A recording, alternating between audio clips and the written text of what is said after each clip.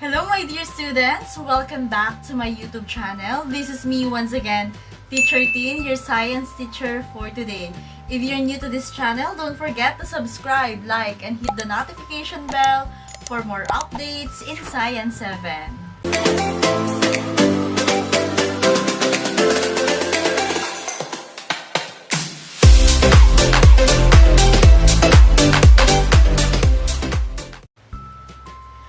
Welcome to Quarter 3, Module 4 and 5 of your Week 4 and 5 for Science 7. And for today's lesson vlog, we're going to discuss about waves as a carrier of energy. And for this topic, we have two most essential learning competencies. So number 1 is infer that waves carry energy. And the second milk is to describe the characteristics of sound using the concepts of wavelengths, velocity, and amplitude. Waves around us come in different form. It can be water waves, sound waves, and light waves. When you dip your finger in a basin with water, waves are formed. Playing musical instruments such as guitar or ukulele, sound waves are produced. And when you lit a candle during power interruption at night, light waves brighten the room. And let us all remember that waves that propagate through solid, liquid, or gas are considered to be mechanical wave. And yung tinatawag nating mechanical wave, they can be classified into two. We have the longitudinal and transverse waves. How do we define wave? Do you have any idea? A wave is a periodic disturbance that moves away from a source and carries energy with it. Now, let us study the anatomy of wave. So, kailangan nating tandaan yung 5 parts ng wave. We have the crest, throw, the amplitude, the wavelength, and the frequency. Let us talk about the anatomy of wave. So this is the parts of the wave. So as you can see, this is the sea level. And we can see the wave height. So from here until this part, so this is the wave height. So first, ano ba yung part na to? So itong nasa taas na to, this is what we call the wave crest. So this is the wave crest. And then, how about this part? So from here to here, this is what we call the wavelength. So, pag tinatanong kayo, short ba o long yung wavelength? So, ang titingnan nyo pamula sa crest to crest. So, from crest to crest, this is the wavelength. And this is the amplitude. So, when we say amplitude, this is the half of the height of the wave. So, yung wave height, simula dito, pamula dito sa point na to. Pero yung amplitude, ito lang pong kalahati. Simula lang dito sa sea level, papunta doon sa mismong crest. Or, pwede rin namang pamula dito hanggang dito sa part na to. And itong part na to naman sa ilalim, this is what we call the wave throw. So, again, the crest, the wavelength, this one. This is the wavelength. Okay. Okay, this is the crest. And the wavelength is from crest to crest. So, ito yung crest ulit. So, yung part na to, yan yung wavelength. Or pwede rin namang from throw to throw.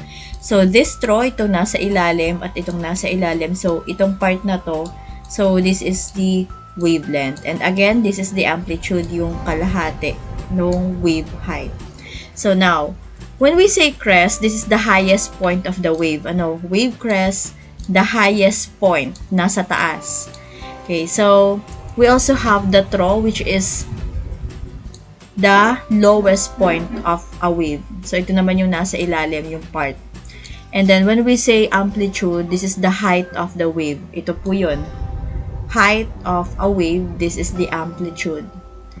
And of course, we also have the wavelength. Again, wavelength is the distance between the adjacent crest, from crest to crest, or from throw to throw.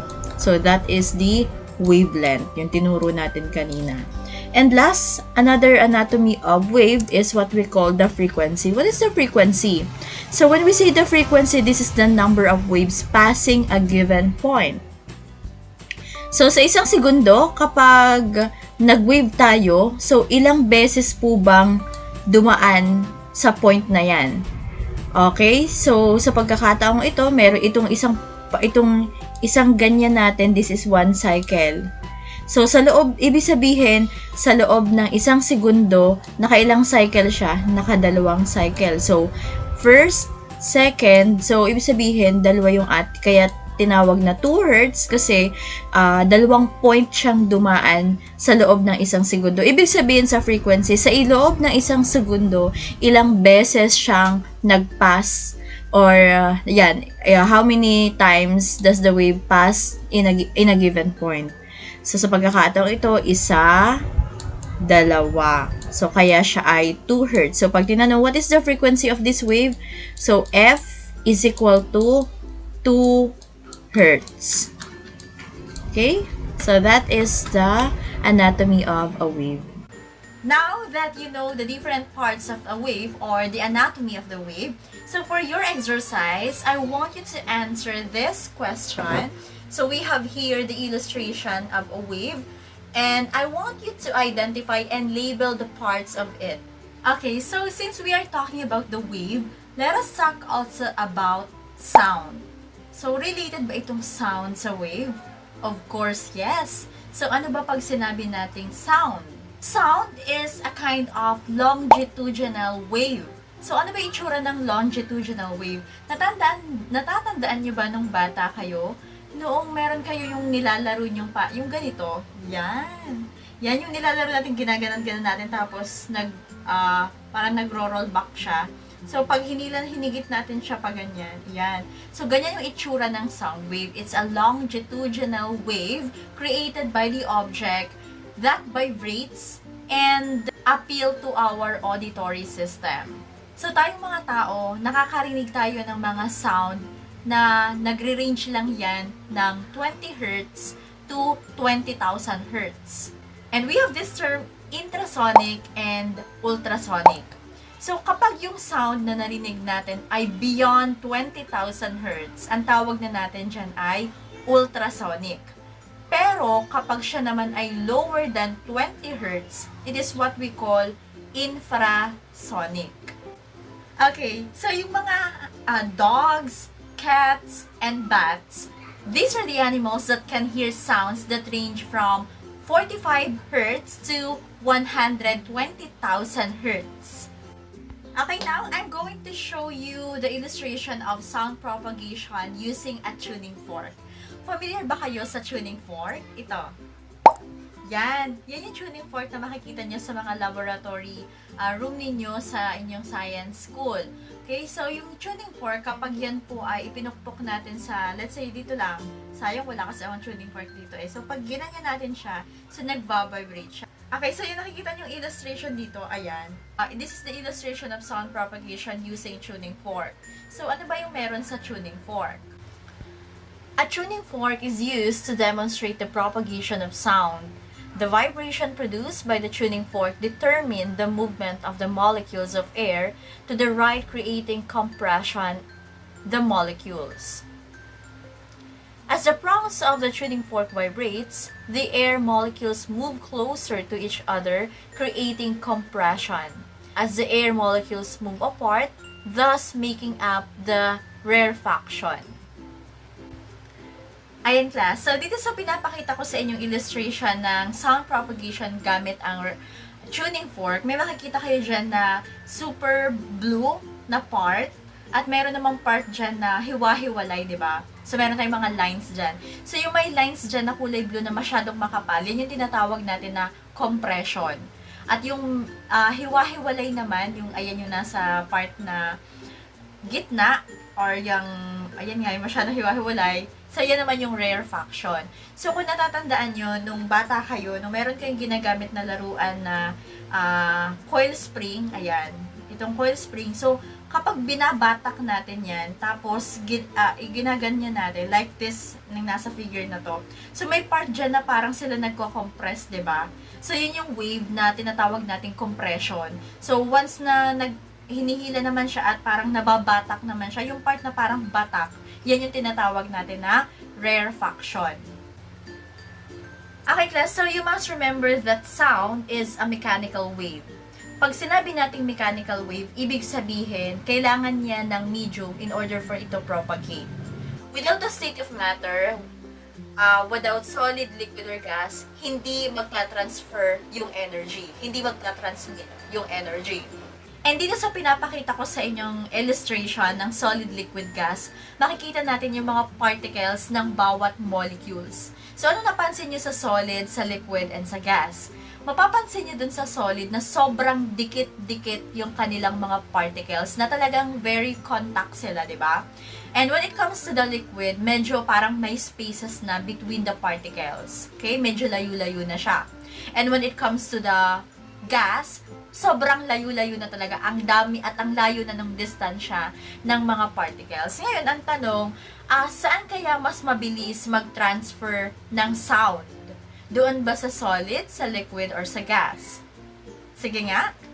Okay, very good. So, obviously, sound travel faster in solid than in liquid. Bakit?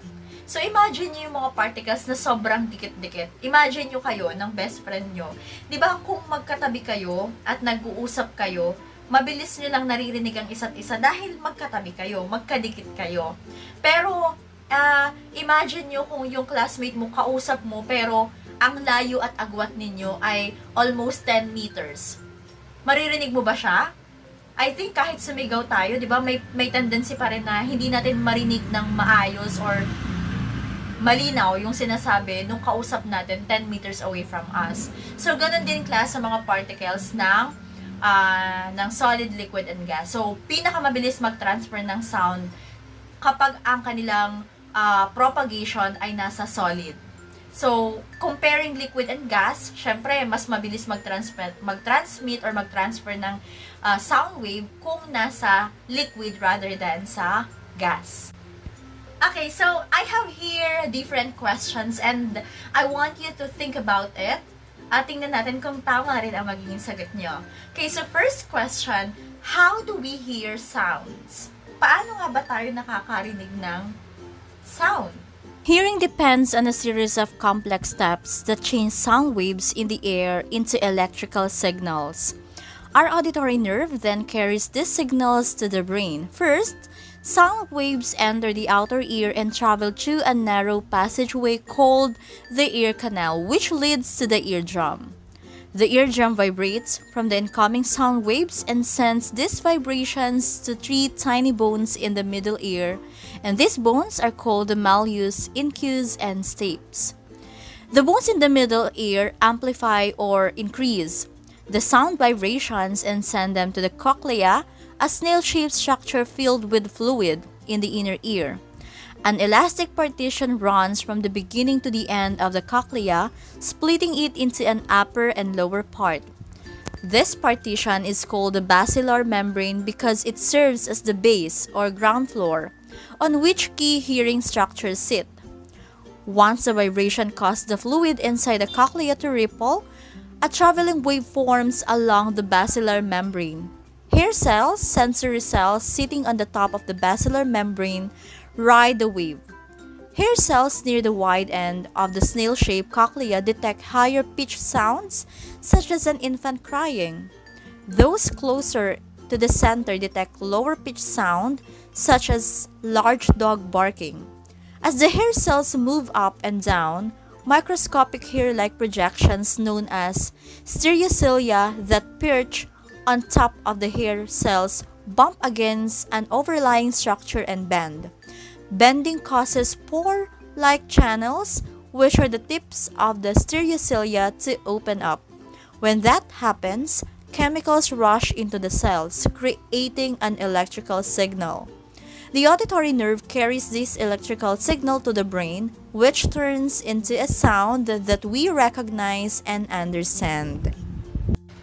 How about what are the differences between ultrasonic sound, infrasonic sound, and audible sound? Ultrasonics is known as vibrations of frequencies greater than the upper limit of the audible range for humans, and that is greater than about 20 kilohertz.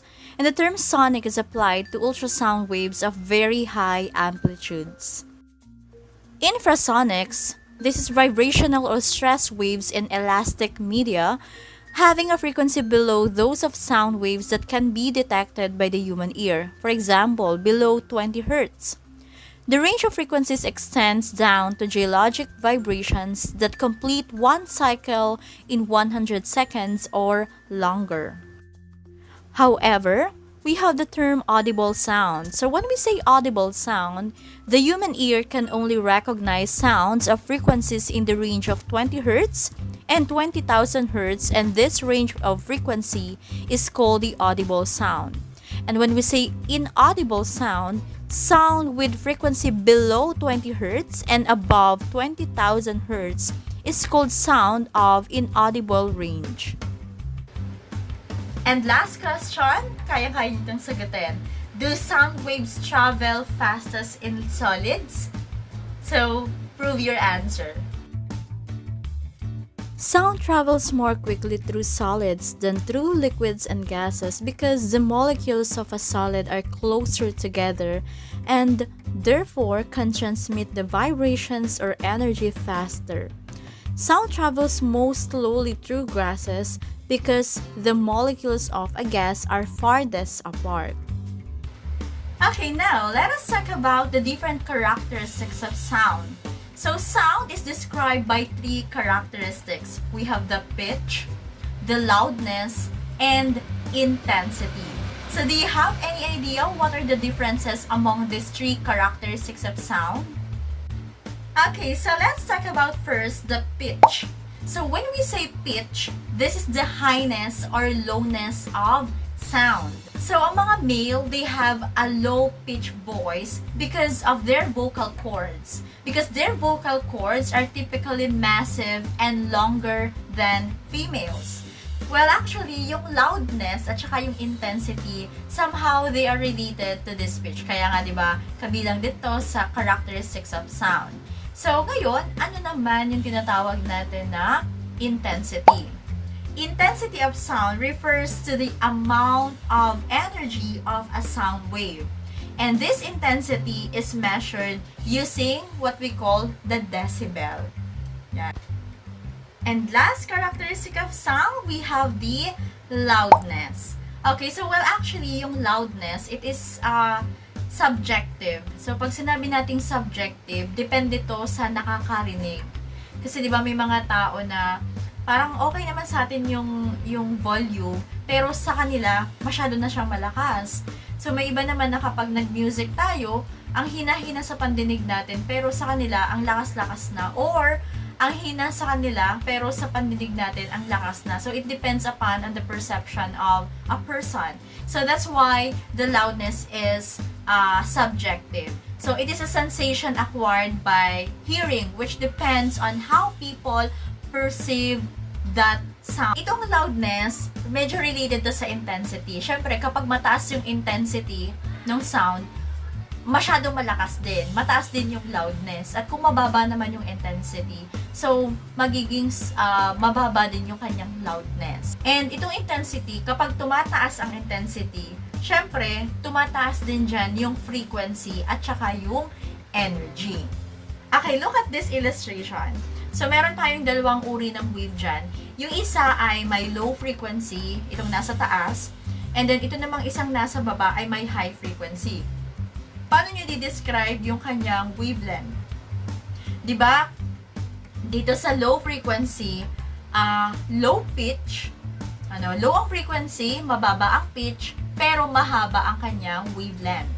Pagdating dito sa ikalawang wave, so mataas yung frequency niya, mataas din yung pitch, pero yung wavelength niya ay maiksi lang. So, ibig sabihin, ang intensity, ang frequency ay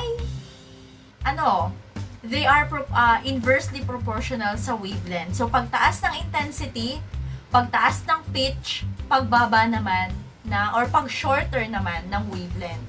So, kung mahaba naman ang wavelength, mababa naman ang frequency at saka ang intensity. Okay, so before we end up our lesson, so let us have the summary of this lesson. So, question number 1, differentiate pitch, loudness, and intensity. The pitch of a sound depends on the frequency, while loudness of a sound depends on the amplitude of sound waves. Loudness is dependent on the energy received by the ear in unit time, while pitch is independent of the energy received by the ear in unit time. While intensity of a sound refers to the amount of energy of a sound wave, and it is measured in decibel. Second question, how is pitch and wavelength of sound wave related to each other? The question how pitch and wavelength of sound wave related to each other, the shorter the wavelength, the higher the frequency, and the higher the pitch of the sound. In other words, short waves sound high, long waves sound low. Number 3 question, how loudness differs with the person? The loudness of sound as perceived by human ears is roughly proportional to the logarithm of sound intensity. When the intensity is very small, the sound is not audible. When it is too great, it becomes painful and dangerous to the ear. Loudness depends on the hearing range of the person. The loudness also depends on the person's hearing ability. Number 4, as an ambulance approaches and possesses you, how can you explain the sound it produced? As the ambulance moves closer to you, the air molecules get compressed together.